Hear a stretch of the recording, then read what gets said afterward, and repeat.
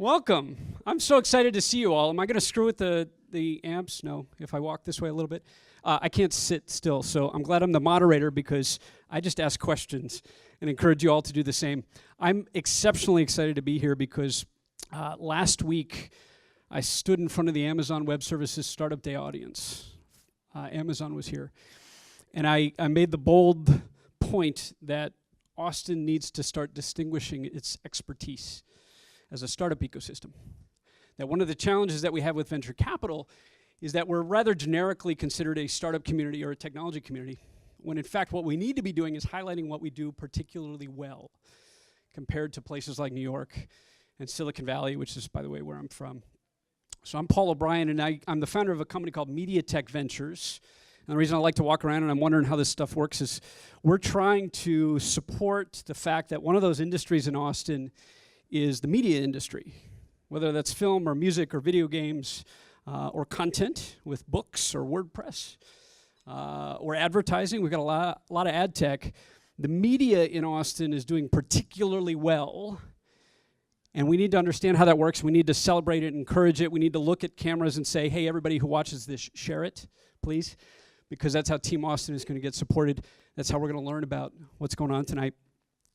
The other reason I was excited to host this esteemed panel is because the other industry that we're clearly exceptional at is the event space, as an industry in and of itself, right? The event vertical that a good friend of ours runs, the Austin Blues Review, to help support the music community.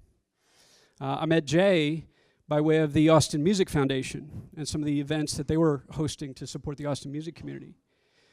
We all know what South by Southwest does, but of course Hugh is in charge of programming, and there's a tremendous amount of effort and work and technology and infrastructure that goes into making that work. But in particular, I want to mention Kristin, because Kristin and I are the oldest friends as of like 10 minutes ago.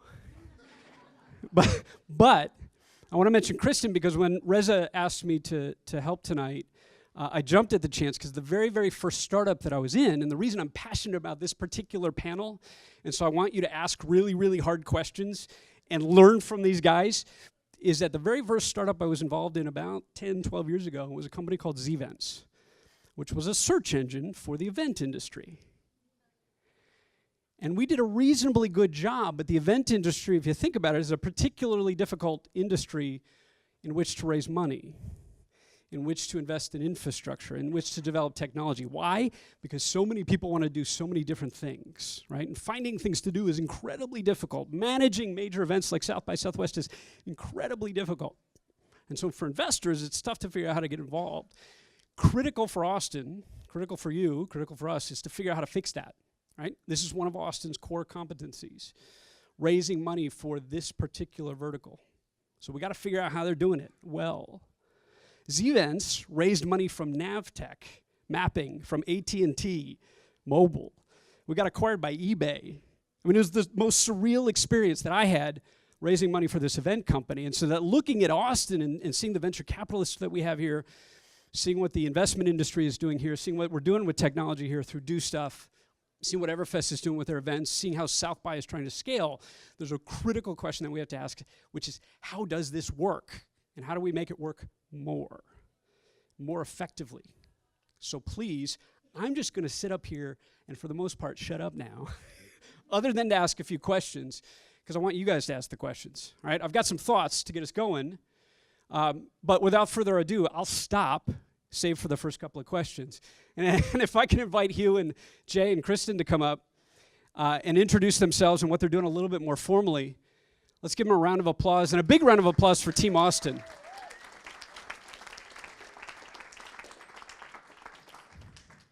I'd love to have you folks start with sharing with us, and we need to use this mic so we're recorded.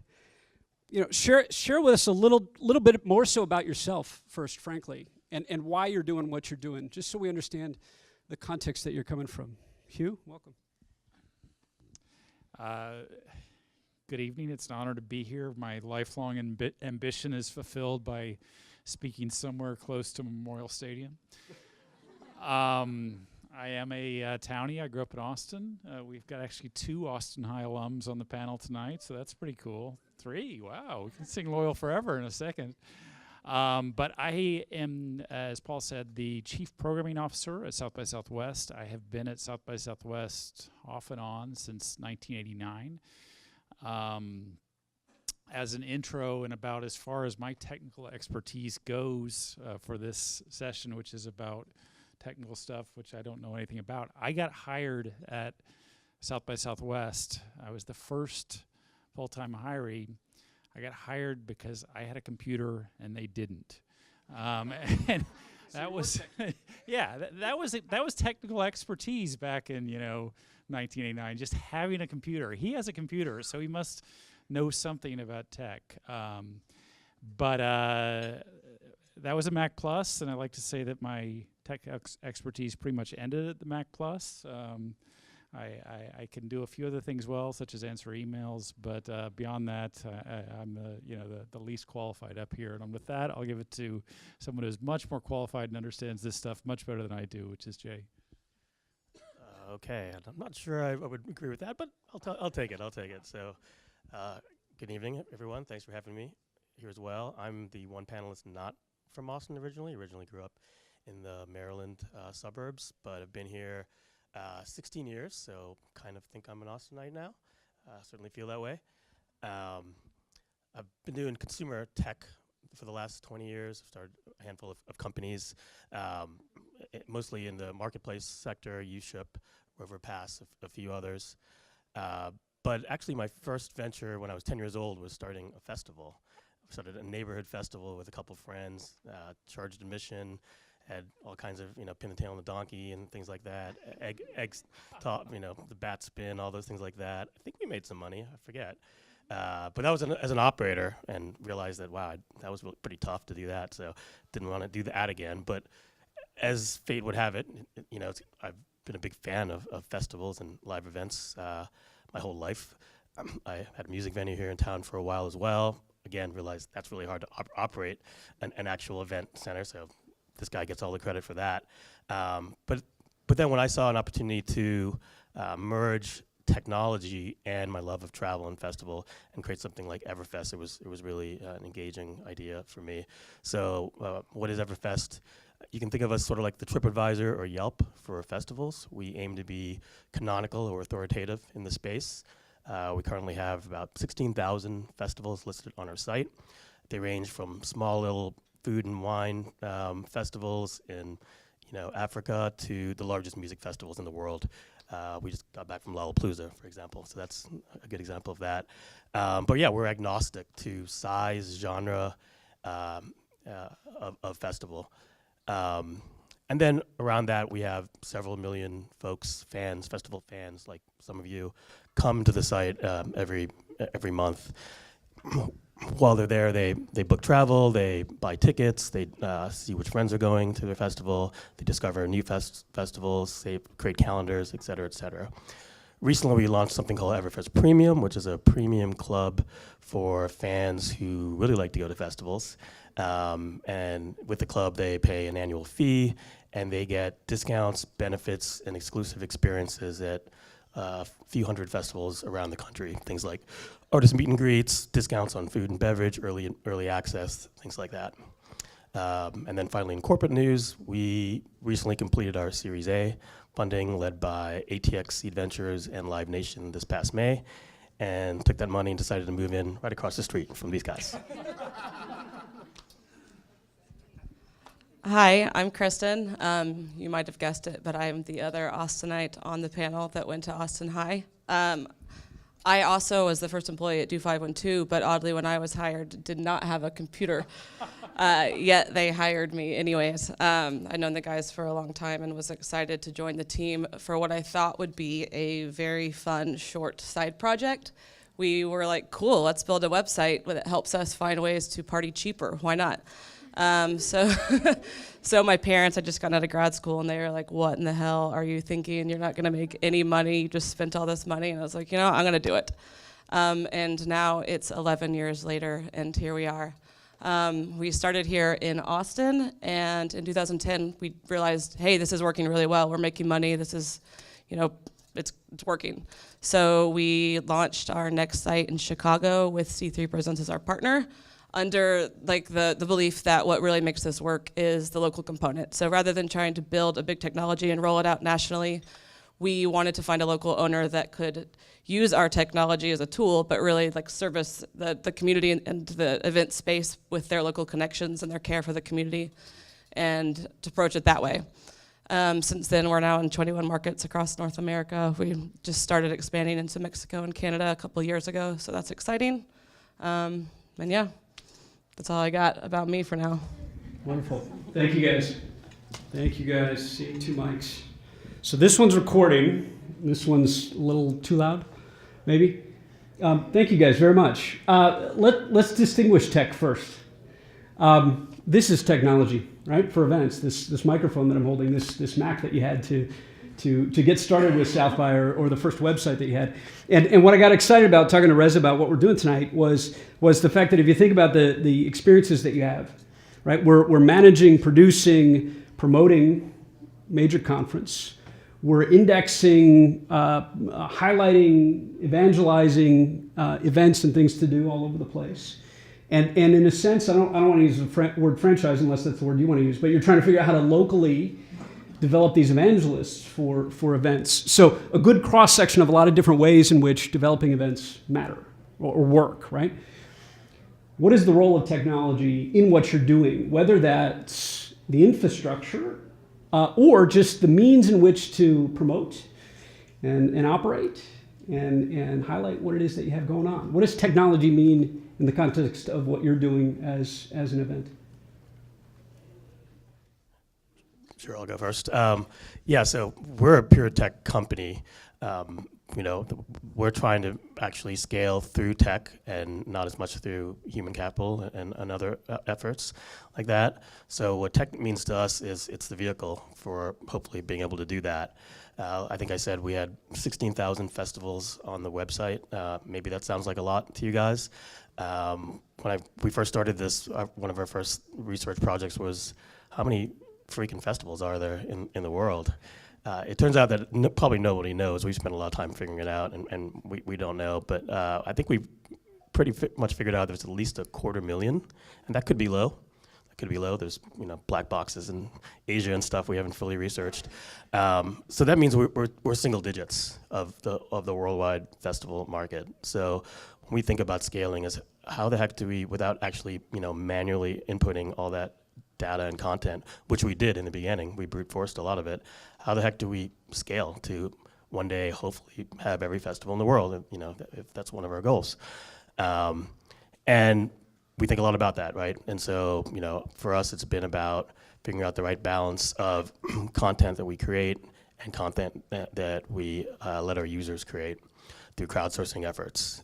So right now, the majority of new festivals we add comes from users and organizers themselves. So we're trying to scale that up into the multiple tens of thousands. On the other side, it's how do we get users, right? We don't have the local sort of base of operations besides Austin, obviously, that DoStuff does. We do it all through sort of tech, social media, viral marketing. For us, it's been SEO, really. That's been our core competency.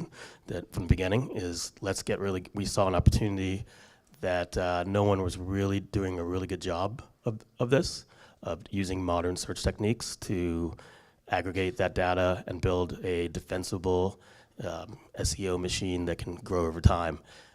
So brought some other folks with me who also have that background, and that's exactly what we pushed on. And it's a dangerous game because you're always sort of up to the whims of our Google overlords, and whatever they say goes. But it's a game that's been good for us in ability to get and grow our traffic without actually having to pay for it. So that's how tech is important to us.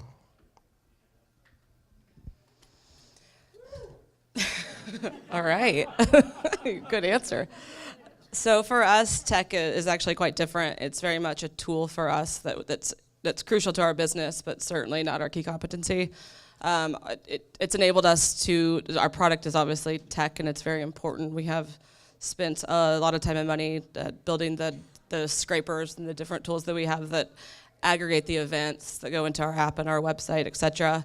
And we couldn't do what we do without that. At one point, we actually were calling ourselves a tech company. We're like, we're a tech company. That's our new message. But have since realized that really what's most important for us is the ability to leverage scene leaders in each market and rely on them to grow the audience, give us clout and credibility in that market, and really create something meaningful to the people there. So you couldn't do that without the tech, but it's certainly it's a tool that enables us to do what we do best, which is leverage people.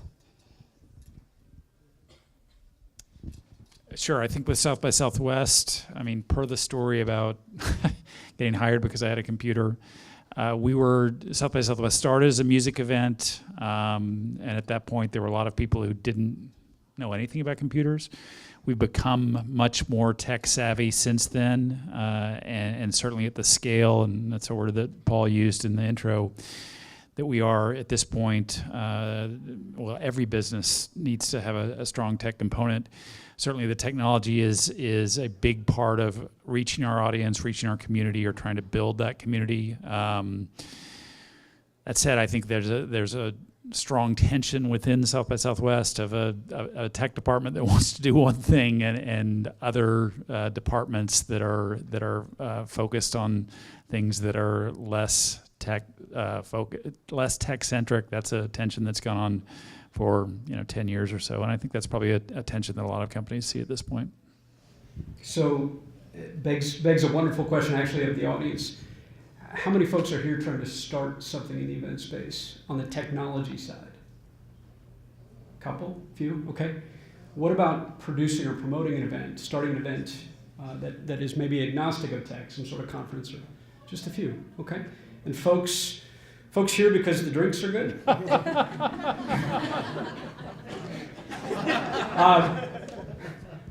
Folks interested in working in the event industry that's here in Austin?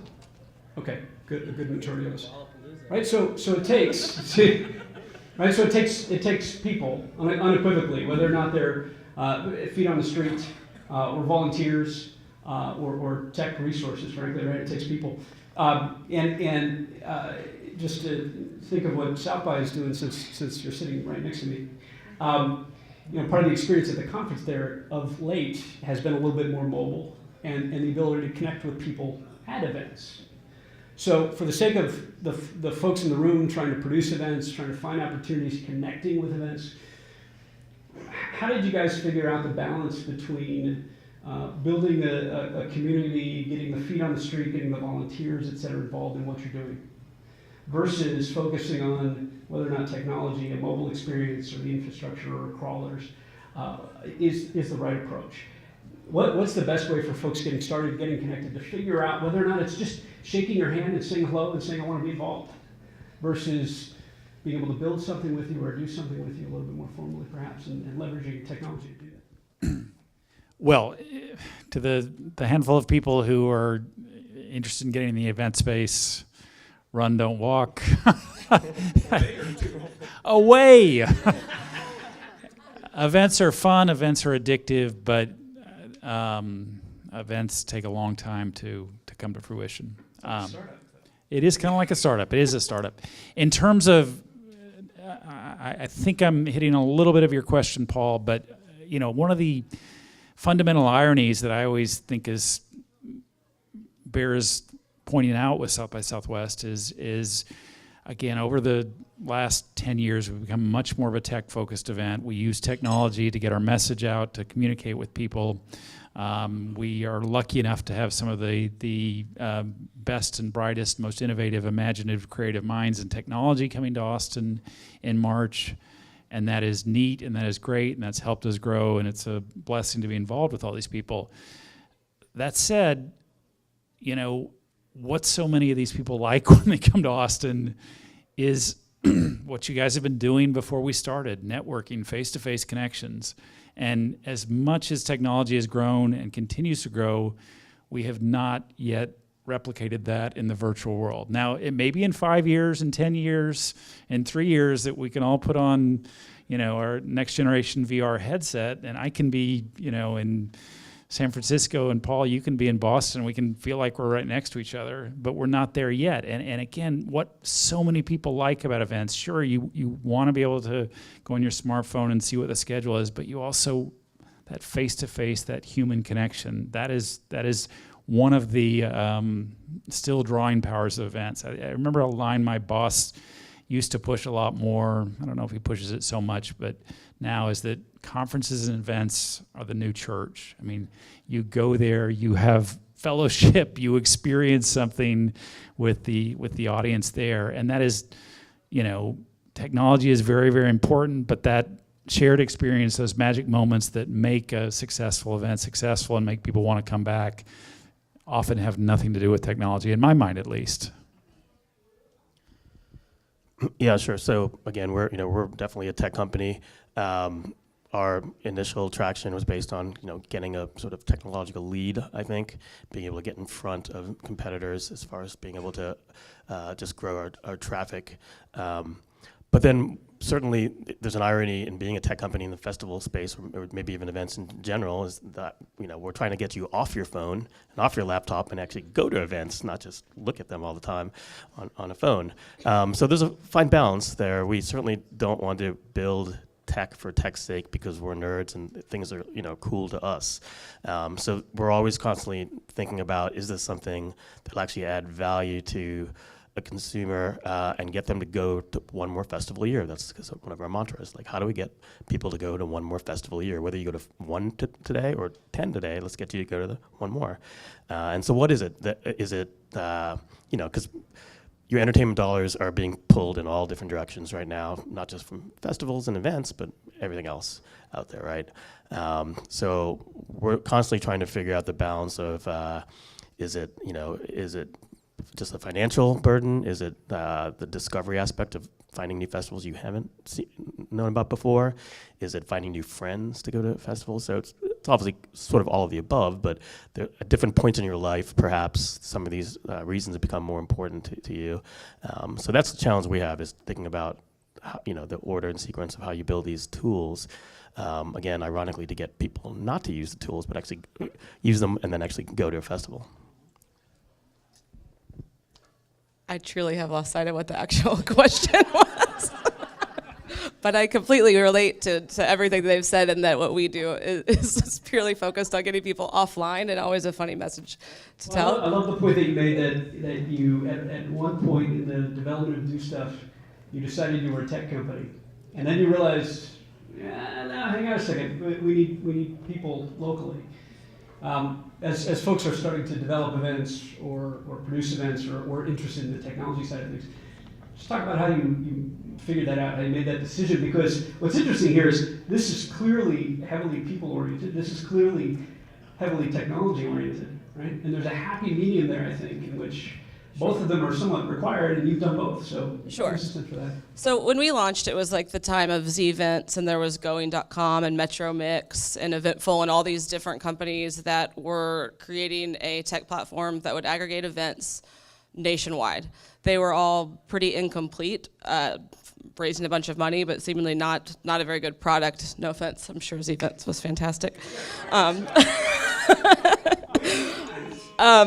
And so at first we're like, yeah, let's do that. Let's be a tech company that with a different model, right? That has these local owners that makes the tech work. And so we tried that, and really it is what we are, and it is what we're still doing. But what we found is that, like, why the technology is great, we partner up with people in the market that are really relevant to the community. So it was C3 Presents in Chicago. In LA, it's a guy named Mitchell Frake who owns all of the major punk and emo music venues in the city. In Seattle, it's Adam Zaks who owns Sasquatch Music Festival. In Portland, it's Paul Anthony who owns Rumblefish and does TEDx. I could keep going, but that would probably bore you guys. But what they have the ability to do is to build a team around them that are other scene leaders that maybe aren't as prominent, but are doing really great things in the market that other people can connect with. So, the guy throwing all of the cool up-and-coming EDM shows or hip-hop shows or whoever, and all of those people on the streets that are doing really cool things that they can, either work for us, be our tastemaker, influencer type people, just use our technology to spread the word and grow our audience. But it's all of that really makes what we do come to life. So when a brand approaches us and they want to connect with millennials in LA, we can't just throw up ads on DuLA and make that like meaningful to anyone in the community. We need someone in that community to create content, to produce events, to pull all that together in a way that really connects with the audience, that we can then interject Jack Daniels or whoever into to make it, you know, really resonate and capture those people where they're like experiencing life. Good. So we're talking about capturing people, we're talking about reaching people. Let's see if we can offer some suggestions a little bit more tactically. Oh, sorry. Think about, no. As my next question, my follow-up question, right? If you think about operationalizing, managing events, right? You think about promoting events, and then you think about engagement with events, right? There's some infrastructure there, whether it's homegrown or borrowed or paid for. There's a question of whether or not you like Facebook or Google. And then there's a question about live streaming or mobile experiences, right? Give us a sense for what you're actually using. What's the technology, whether or not it's a platform or it's code, right? What is it that folks might start looking at and working with? Is it Eventful? Is it Meetup? Is it Facebook? Is it Ruby on Rails or .NET? Let's just talk about the technology that's helping you guys do what it is that you're doing tactically so that we know where to start looking. Sure. Okay. So from a very like technological perspective, we're built on Ruby on Rails. If any of you are developers, we're always trying to hire them desperately because there's very few in this market. You too? Yeah.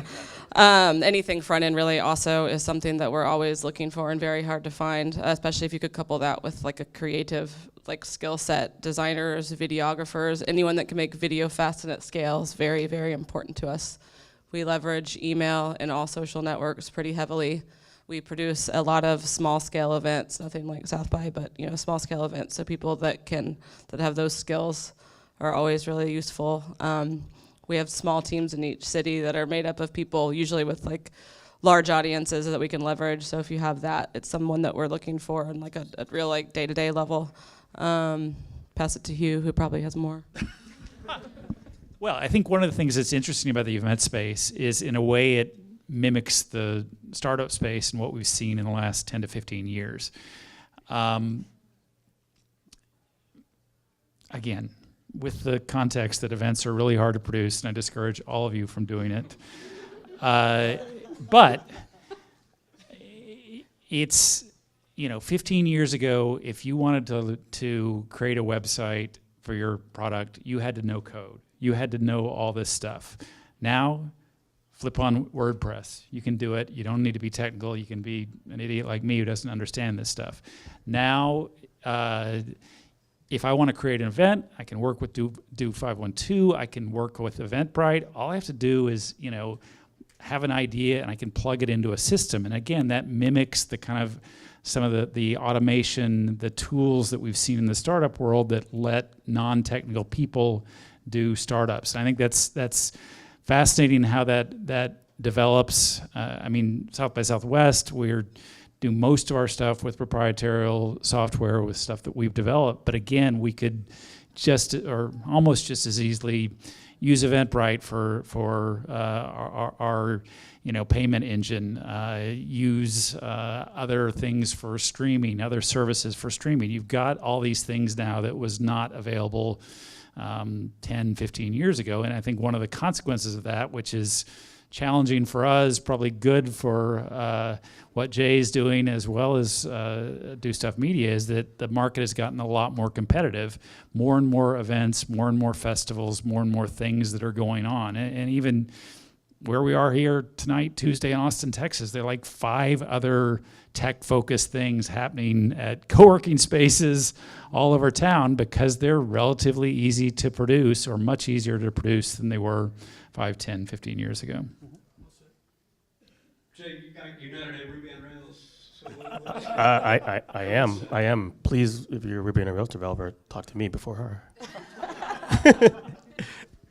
But actually, I'll just echo what Kristin said as well. So we use all the same tools. We're talking tactically. Certainly, all the social networks. A lot of what we're doing, some of this hasn't been fully developed, but is in process. Is also trying to be sort of a data-driven company as well. So getting to know our users through the social feeds, the social signals they give us when they sign on, the behavioral signals they give us, and then even some old school sort of surveys and gamification as well.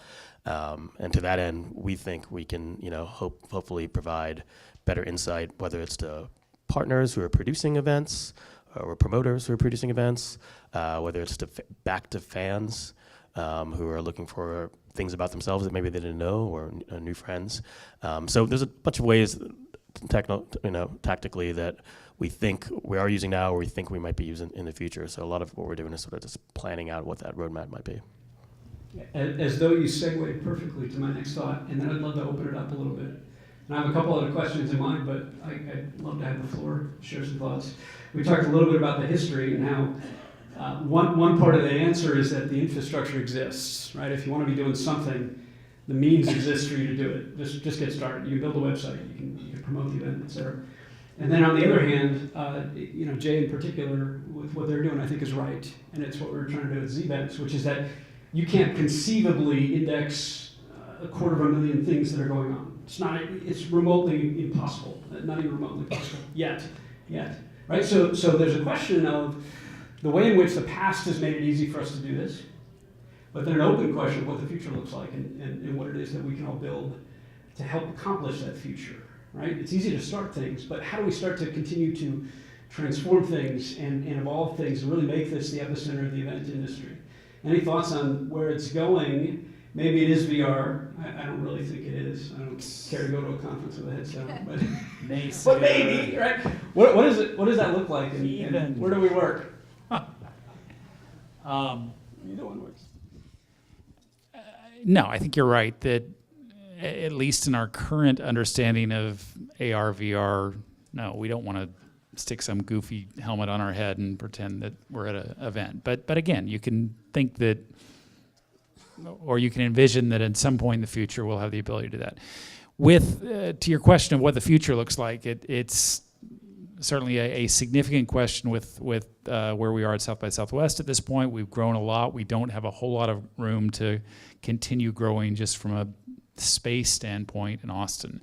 How to take what is a physical event, 10 days in March, 9 days in March, and extend that much more virtually and extend that year round. And that's, I mean, the obvious answer there, or the is to become more like a TED event, which has done a great job with the TED videos and that whole franchise and how that's grown the brand. We have libraries and libraries of video and audio content. We certainly have not done as effective or as strategic a job as of getting that stuff out there.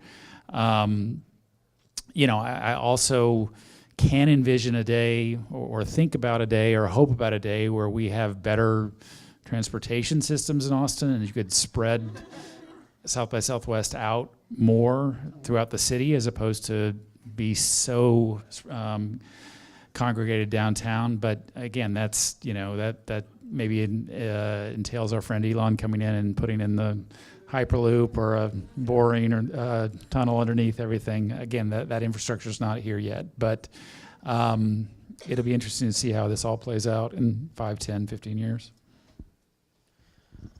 Yeah, I agree with Hugh on the live stream thing and some of the other, ideas out there that we think might transform, actually going to an event, but I'm kind of bearish on that in the short term, at least. Speaking just from the festival industry, more so than, say, events in general, as far as trends, we see convergence happening a lot, particularly in, some of the less established festivals or new boutique festivals. And this is a melding of genres, so this, not that many festivals want to be sort of a one-trick pony anymore. So you see things like high-end food and wine, comedy, esports, which is a huge growing segment, starting to be talked about being incorporated into mainstream festivals in a way that obviously South by is a leader of, and putting different aspects of that together. But I think you're going to see more and more of that.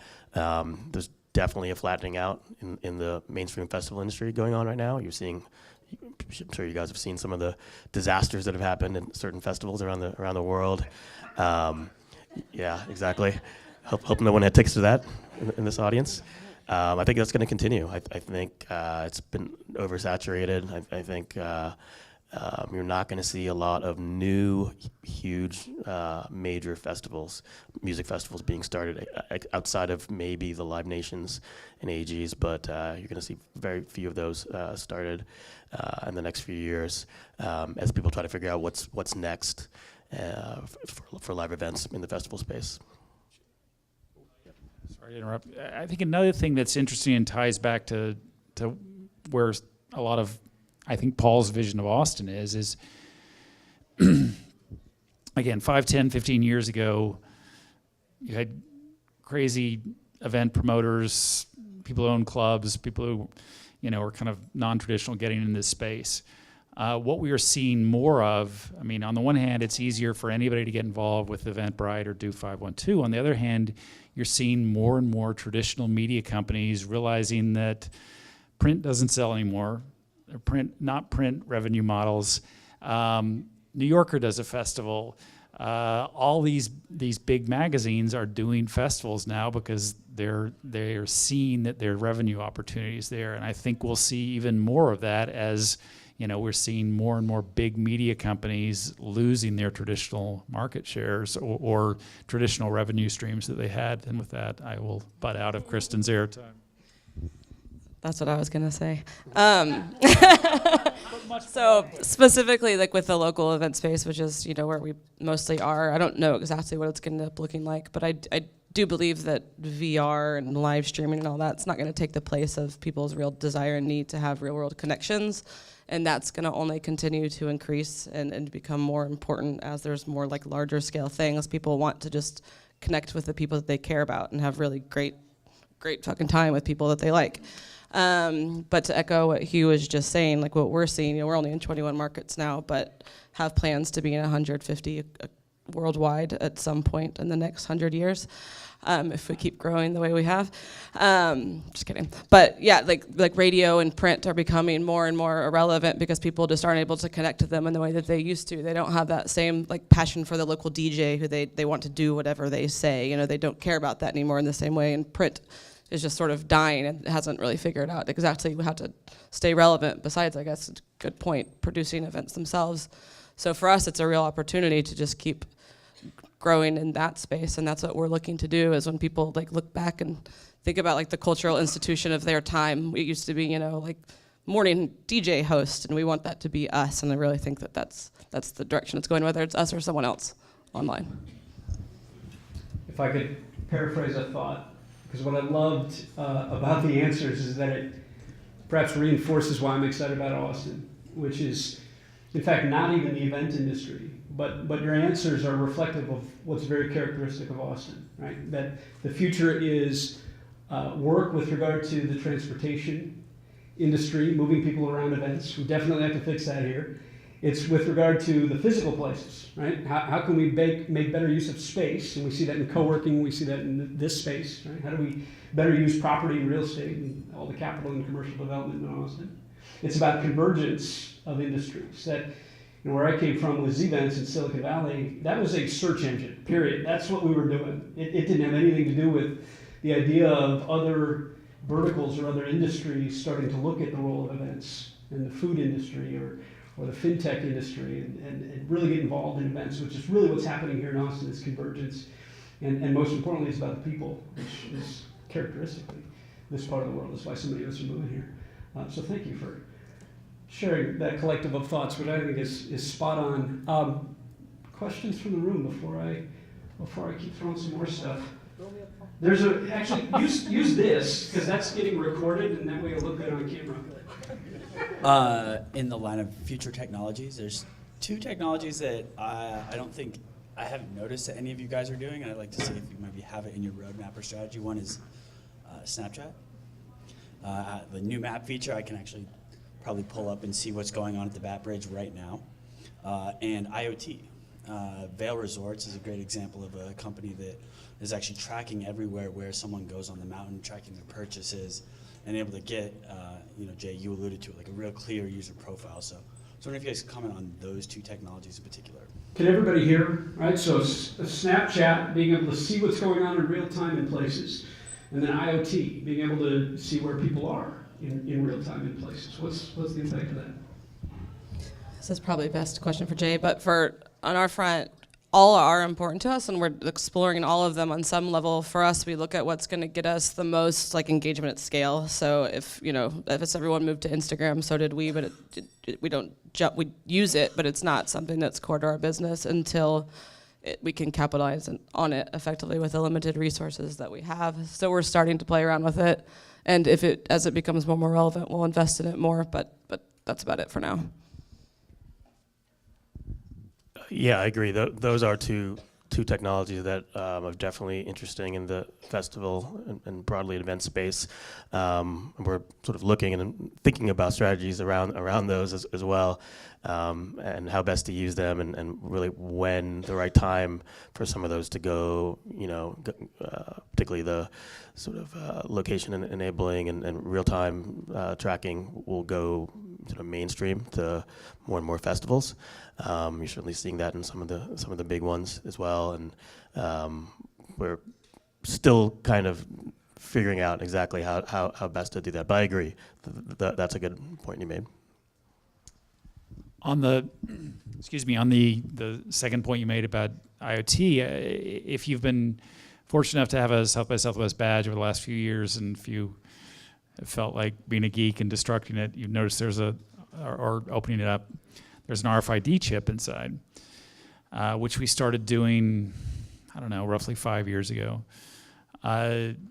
Certainly mirroring larger trends in society, there's some real interesting ethical questions here. We, to date, use the RFID data to see that 300 people came to this session on Tuesday night. We have had some users say, are you tracking which panels I go to? I don't want my boss knowing that I went to the adult panel. Or, that's an extreme case, but again, we have, if you have that information, someone can hack that information, someone can get that information. These are, again, questions that are not unique to South by Southwest, but they are unique, or they are prevalent in our society as we track more and more data, and we have a harder and harder time locking down that data, right? Yeah, good question. There was another one? Yeah. Hey, y'all. So I'm an event producer. I also work in the startup scene and the entertainment industry. And what I'm gathering right now, and Hugh's right, events are tough. Don't do them. Seriously, Google top 5 most stressful jobs. Infantryman, beat cop, firefighter, airline pilot, event producer. It's weird.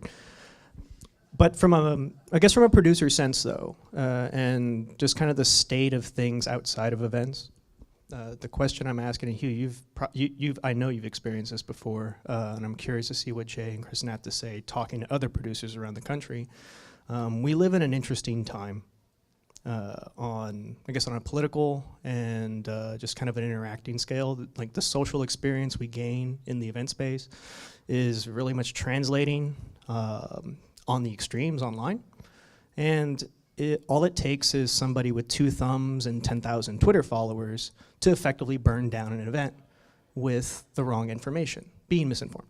So I guess the question is, how do you react in the right way to somebody who might have that kind of momentum, that might be able to make a dent in your event before it even happens with that wrong information? Or have you talked to other people outside of Fire Festival? We all know that one. People that come with the wrong intention that might think that they do. How do you? We've been very proactive in terms of how we respond to technology, but this is something where you have to react to how technology can be. Got it. You got the good mic. I got the good mic. Well, South by Southwest has been lucky enough to experience several of these crises over the last 18 months, and I can tell you we still haven't quite figured out how to deal with it. It's certainly a factor of our, our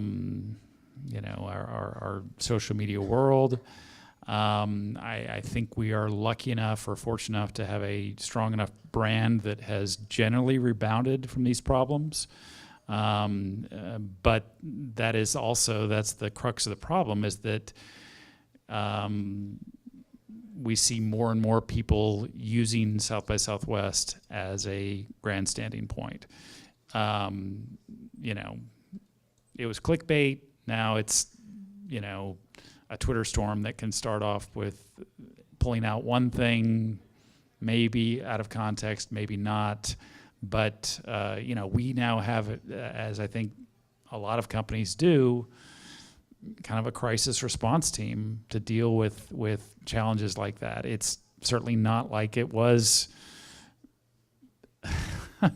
5 years ago when you had a little bit of time to deal with these things. Now you have to deal with them immediately. Again, it's a learning process, a steep learning process that I hope no one has to go through. We're getting better at it. I hope we don't have to deal with more of these crises. I'm sure we will. To the first thing you said, yes, events are incredibly stressful, but I also think that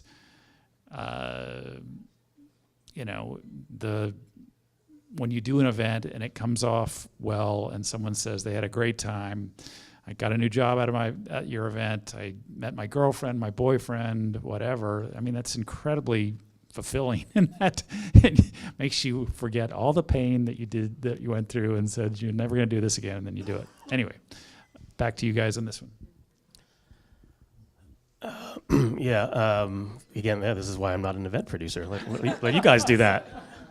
Yeah, exactly. But no, of course, this isn't an issue. And so, in talking to other event producers, most of which we work with are not on the scale of South by, but it doesn't matter. This is obviously a systemic issue. The best advice I've heard them say is, react quick, be authentic in your response, and if you can, mobilize your evangelists to help with the message. But beyond that, yeah, we're open to other ideas.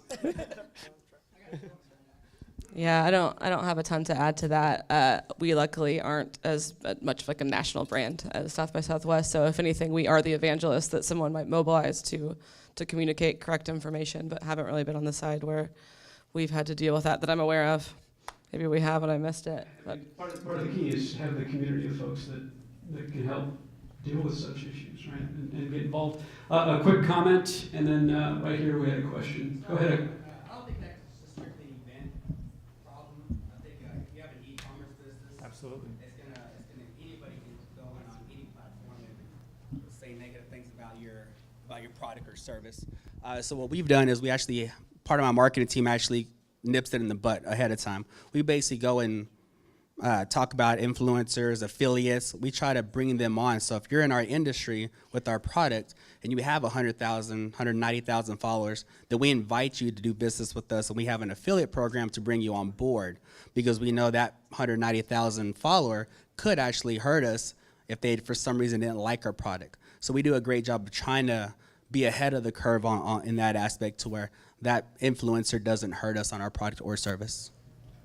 Good, thanks. Go ahead and use this one. It's not recording, so I might repeat you. Are you looking into letting people, I know we said that VR and AR isn't ideal, but are you letting people experience your events through AR and VR? Kind of repeated. So VR, AR, how's that working for what you're doing? We have not, at this point, broadcast any content in VR and AR.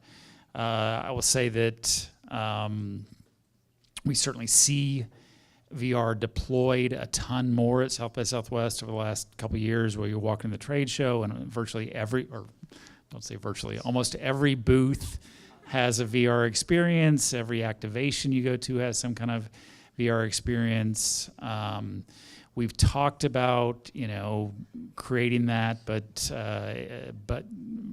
with creating more of an experience with technology we have in-house, but we have not yet done that. And echoing what Paul says, and I would trust his expertise on this much more than I think VR has huge potential, but I think we're still a long way from that. And I think AR is probably much closer to realizing its potential than where we are with VR at this point.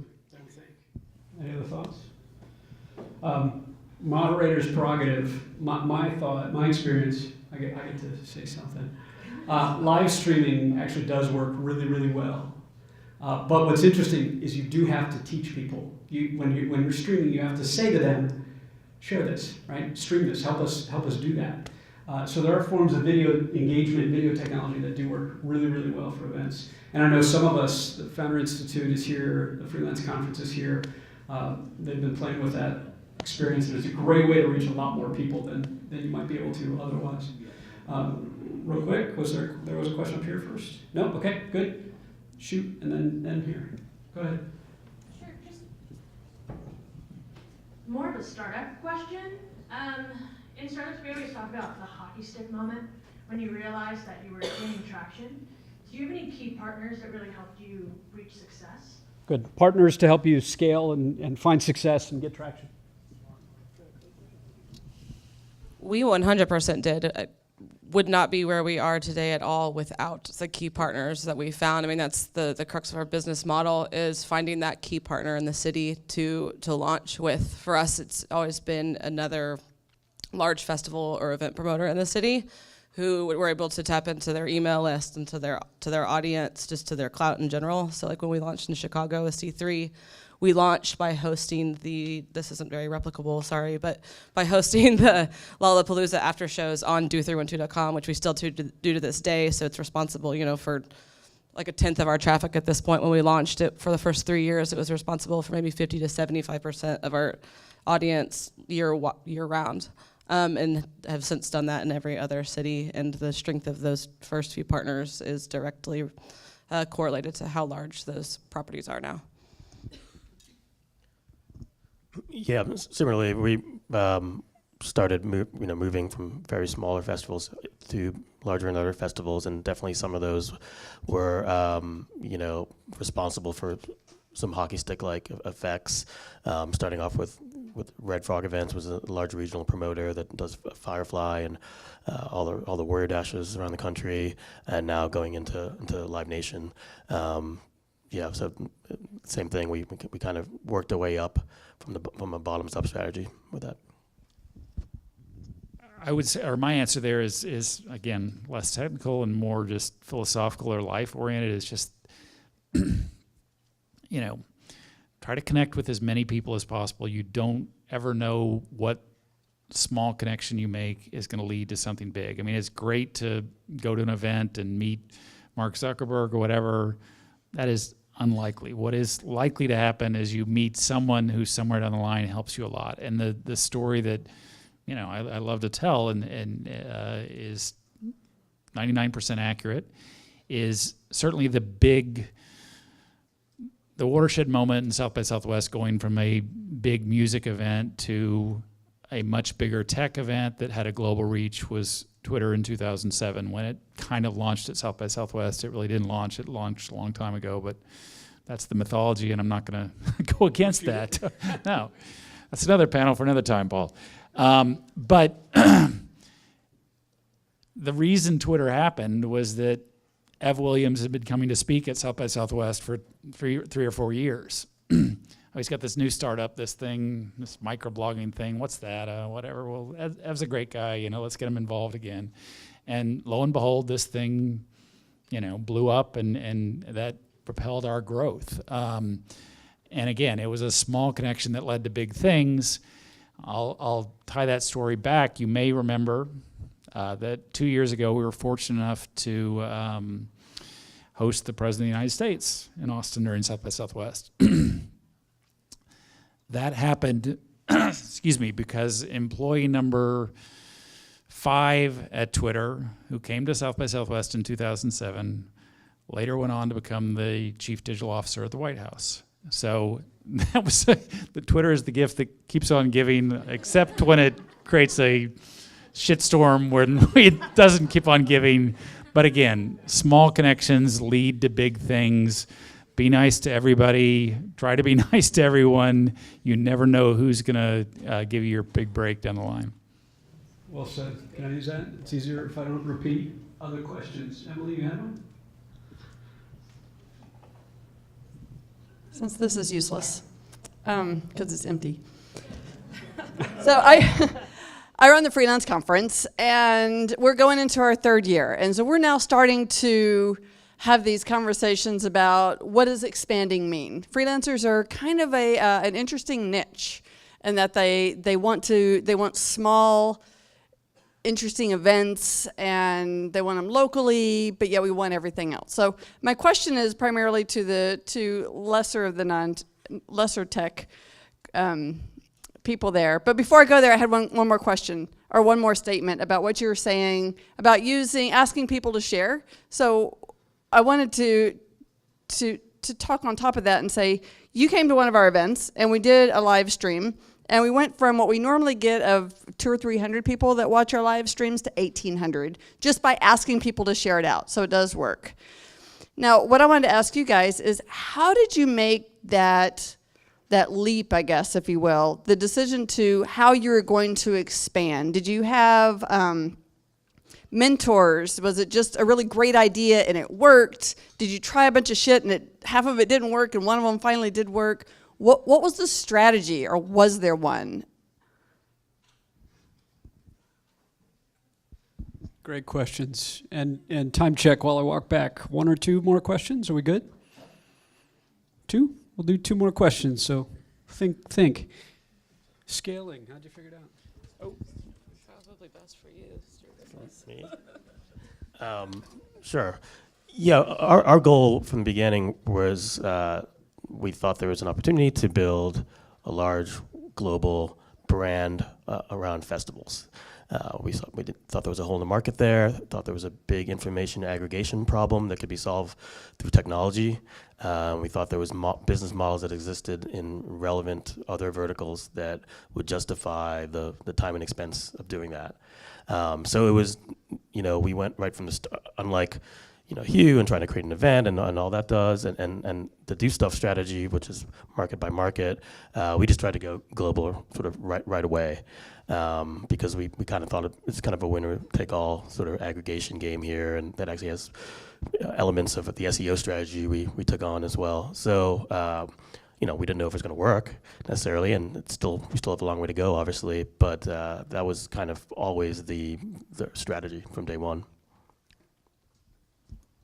I guess I can add a bit to that. Like we started in 2006 and spent 3 or 4 years before we decided to even go outside of Austin. We at first just knew we wanted to build something really cool here that we could benefit from personally. And then at one point decided to do 2 markets, and then tried actually to do 10 or so in 1 year, and realized that we didn't have the resources or really understanding of the business to scale that fast. So once we got to like 16 markets, we've only added like 5 cents. So we've been able to really focus on understanding like the revenue side of the business, the audience growth side, and operations, and just how we're going to do it. And we're just now 11 years in, about to really go for it and try to move really fast over the next year or 2. We always joke that if any of us ever leave from the operations side of the business and want to get a job at Google or Facebook or anywhere, we're all screwed because we grew a business at an all-time slow. But it's worked really well for us so far. So. Good. Thank you. Do you have another thought? Yeah, I would echo. I think South by Southwest is ultimately a evidence or reaffirms that persistence is one of the most important things. We are certainly a much different thing than what we were in 1987. Our secret or our formula for success has been slow organic growth, and then get lucky and be the right place, the right time on things, and get a little bit of hockey stick action there. But I think we're much less strategic than the 2 much smarter minds to my right. Again, we happen to be at the right place at the right time, and persisted through some really long valleys of death. There you go. There you go. One more. Thanks. Thanks, Riley. Hi, I have a couple questions. So do any of you use any automation tools in your day-to-day to help kind of promote your social media online that have proven to be effective in your events?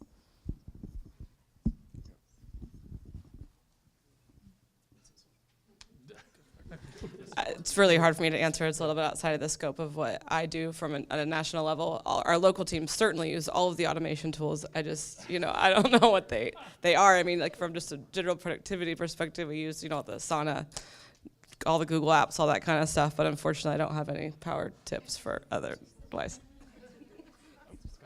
Yeah, unfortunately, I have to claim ignorance too as well.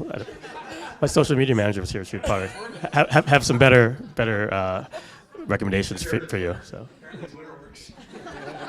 We added, South by Southwest added a chatbot last year, and you may or may not have used it. It was the name was Abby, and as with most first generation chatbots, it had some successes and some other interesting moments. One of the most interesting moments was you also may have heard there was a little bit of controversy last year that we had an invite out to the standing FBI director, and some people were not too happy about that, and rightly so. He played a little bit of a role in the election. Anyway, we were testing Abby, how it would react to certain things. And one of the anomalies was if you said, "Is there a James Comey protest during South by Southwest?" The answer from Abby would come back, "There's really good food at South Bites."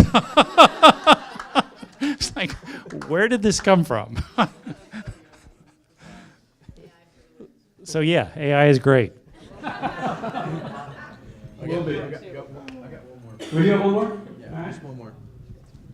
All the questions.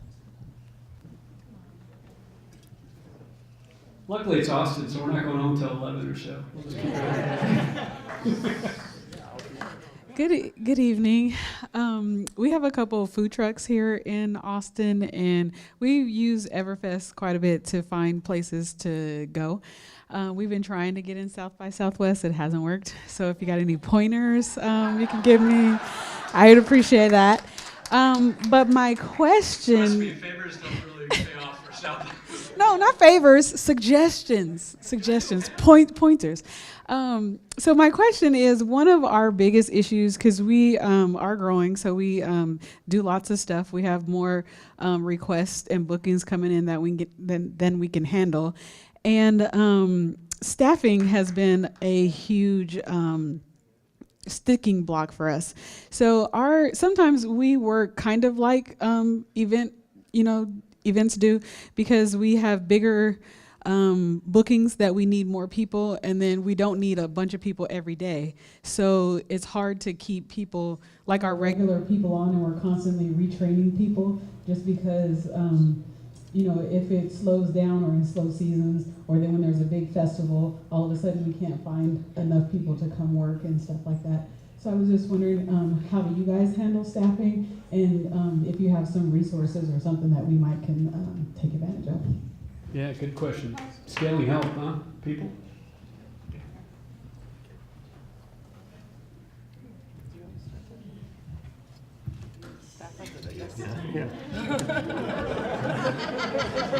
All right, you're gonna force me to talk. I'm just saying that the growing tech industry in Austin has made wages go up, and it made it harder to get people to work at some of the service jobs that they traditionally did.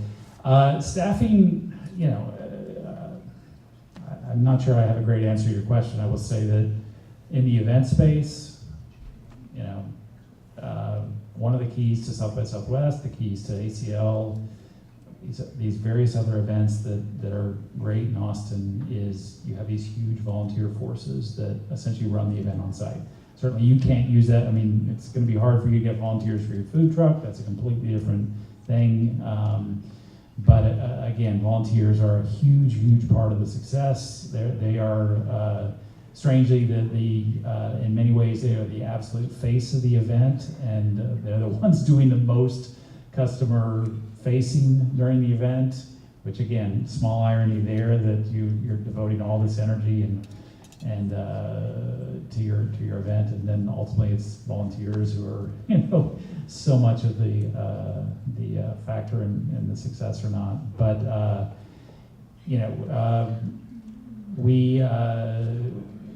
we have had a harder time holding staff at South by Southwest simply because it's so competitive in Austin now, and that's certainly one of the changes amongst many changes we've seen in the last 10 years. I'll just say real quick, thanks for being a customer. But to echo Hugh's sentiment, we know volunteer staffing is a real big issue at festivals, and we're actually working on a product for that, for volunteers and sponsors to, and staff to be connected to organizers. Again, doesn't necessarily help you guys in your business, but it's interesting to hear that the scale of the problem extends to actual vendors as well. So maybe we can talk about that. Beta testers. There you go. Kristin, you have a thought? I don't have too much to add there. We operate with a really lean staff, so do have problems anytime it's staffed by our ACL or anything where we need to staff up. And the best advice I guess I have is that we rely really heavily on other companies that require using a lot of freelancers on their own. So like video companies that have just a whole slew of freelance videographers, etc., for all different industries that we need to work with, and we just tap into those like key people to pull in different resources. Cool. All right, fire round. Unless you got one more from the audience that you want. All right, a fire round. I got two quick questions. I want quick answers. First one: what is the most effective way to reach audiences? What is it? Is it Facebook? Is it SEO? Is it PR? Is it radio? We talked about radio. Yeah, let's give everybody the one thing that you believe is the most effective way to get some traction and some demand for what it is that we're all doing here. For our specific business, it's absolutely partnerships. Okay. For us, it's probably still Facebook. They're declining in sort of influence, but still a juggernaut. Sure, Facebook, Twitter are certainly important, although I am more old school and say that word of mouth, face-to-face customer service still does, is a huge part of our business model. Yeah, people. Okay, second one. We're going to close it since this is how I opened it. Where's the money come from? Where do we start our focus if we're starting something, if we're trying to grow an event? Is it venture capital? Is it sponsors? Is it selling tickets? Talk about how we move more capital into the ecosystem to make, whether it's innovation and some tech startup work. Jay, it's fantastic that you raised money. It's interesting to me that Live Nation, a company, has helped fund that, right? Not a VC, right? So where's the money initially come from to help you get going, to help folks get started? What's the easiest way to have the conversation with this audience about start here thinking about where the capital comes from to do what you're doing? South by Southwest was bootstrapped when it started 30 years ago. At this point, like it or not, we get a lot of money out of sponsors, and that helps pay salaries, that helps pay for office buildings, but realize that when you get those big checks from sponsors, they have certain demands, and that inevitably is going to change what you're doing. Mm-hmm.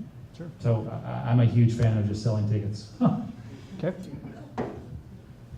For us initially, for Everfest, it was definitely our network, our friends and family, and our personal network, and self-funded to a large degree. That's mostly because music tech, entertainment tech, not in vogue among VCs at all. They've sort of moved on. There's been a lot of, that we talked about, a lot of companies that just didn't make it for various reasons in this space for the last decade or two.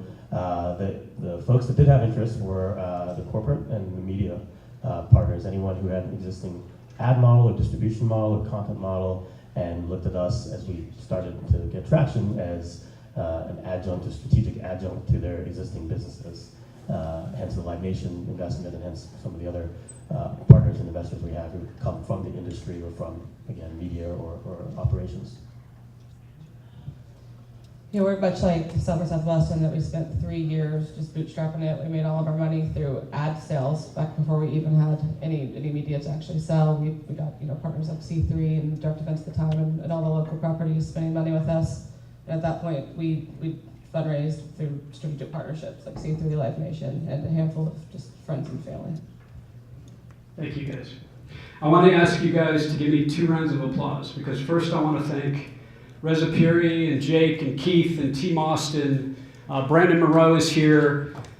This event, we're at an event, right? This event is the epitome of what we're doing, and that funding question is particularly important because they're raising funds to help do these kind of things, to help the Austin startup and entrepreneur community give back. And it's dependent upon our giving to them a little bit, right? As members, as supporters, as attendees. So big thanks to Team Austin first. And thank you very, very much, right? That I'm deadly serious that one of Austin's distinct industries, key industries, is the event space. And you've got three of the most prominent thought leaders and innovators in the space here. So Hugh and Jay and Kristin with DoStuff Media and Everfest and South by Southwest.